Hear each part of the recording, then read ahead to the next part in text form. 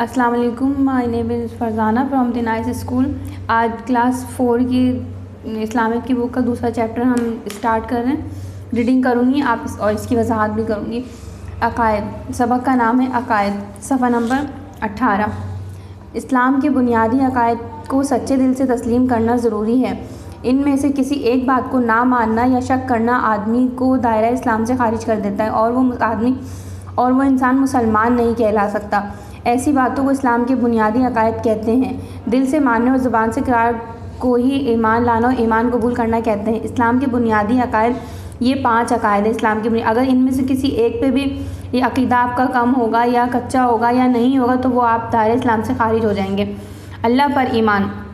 جیسا کہ ہم پہلے پڑھ چکے ہیں، اللہ تعالیٰ پر ایمان ہی انسان کو اشرف المخلوقات بناتا ہے. وہی ایک ہستی ہے جو ہواؤں کو چلاتی ہے، دریاؤں کو بہاتی ہے.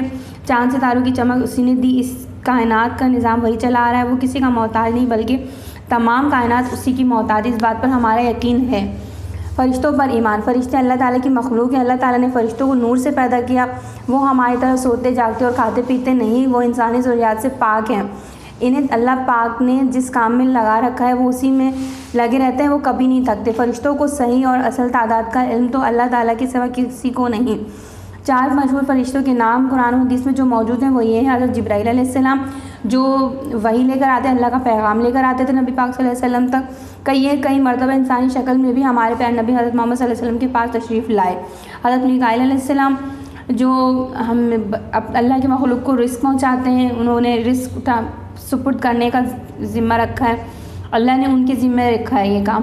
حضرت اسرافیل علیہ السلام اللہ پاک کے یہ فرشتے اللہ کے حکم سے ایک آواز نکالیں گے جس کی ہیبت سے تمام دنیا یکایک ایک دم فنا ہو جائے گی. اس آواز کو سور کہتے ہیں. حضرت اسرافیل علیہ السلام سور پھونکیں گے. حضرت اسرائیل علیہ السلام اللہ پاک نے ان کو تمام لوگوں کی روحیں نکالنے کا حکم دے رکھا ہے. جو ہماری روحیں قبض کرتے ہیں وہ حضرت جبرائیل علیہ السلام کے کام یہ ذمہ ہے. یہ کام اللہ کی کتابوں پر ایمان. اللہ تعالیٰ نے انسانوں کی رہنمائی کے لیے مختلف اوقات میں کئی کتابیں نازل کی. ان کتابوں میں انسانوں کو زندگی گزارنے کے لیے احکامات دیے گئے تاکہ انسان ان احکامات کے تحت اپنی زندگی گزارے. یہ کتابیں اللہ تعالیٰ نے مختلف اوقات میں مختلف نبیوں پر نازل کی. جیسے کہ حضرت موسیٰ علیہ السلام پر جو کتاب نازل کی گئی، اس کے بارے میں اللہ تعالیٰ نے سورۃ المائدہ میں فرمایا ترجمہ: بے شک ہم نے ہی تورات نازل فرمائی جس میں ہدایت اور نور ہے.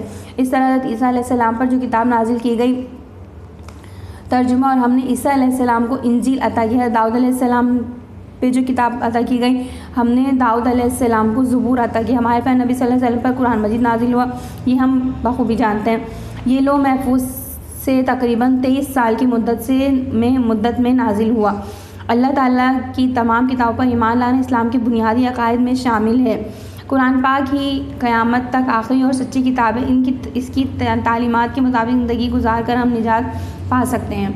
رسولوں پر ایمان. اللہ تعالیٰ نے اپنے پیغامات اور احکامات انسانوں تک پہنچانے کے لیے انسانوں میں سے ہی کچھ کو منتخب کر کے رسول بنایا. فرشتوں کے ذریعے اپنے ان بندوں تک اپنا پیغام اور حکم پہنچایا اور وہ ساری مخلوق تک اللہ تعالیٰ کے احکام پہنچا دیں. اللہ تعالیٰ نے اپنے ان خاص بندوں پر اپنی کتابیں نازل کی اور الگ الگ شریعت بھی دی.